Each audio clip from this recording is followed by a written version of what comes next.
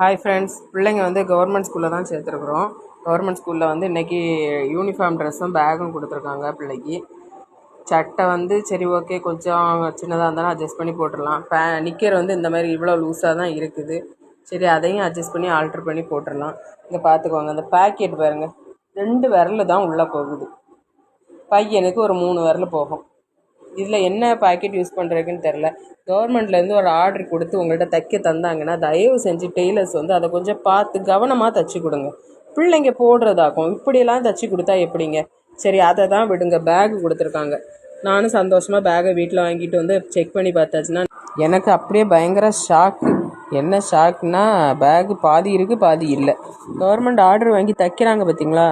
இங்கே பாருங்கள், பேகு பார்த்துக்கோங்க, 2 சைடு ஜிப்பு கம்பார்ட்மெண்ட் இருக்குது. இங்கோடி கை போட்டால் அந்த சைடோடி வந்துடும். இடையில ஒரு பிளாக் கலரில் ஒரு கிளாத் கொடுத்துருக்காங்க. அதை முழுசாக வச்சு ஸ்டிச் பண்ணாமல் விட்டுருக்காங்க பாருங்கள். இங்கே பாருங்கள், இப்படி கொடுத்தா எப்படிங்க நீங்கள்?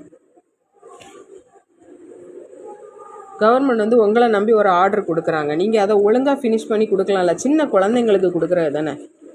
எத்தனை வீடுகளில் யூனிஃபார்ம் ட்ரெஸ்ஸு அப்புறம் பேகெல்லாம் வாங்குறதுக்கு காசு இல்லாமல் இருக்கும். அவங்களுக்கெல்லாம் எவ்வளோ பயன்பாடாக இருக்கும் அது.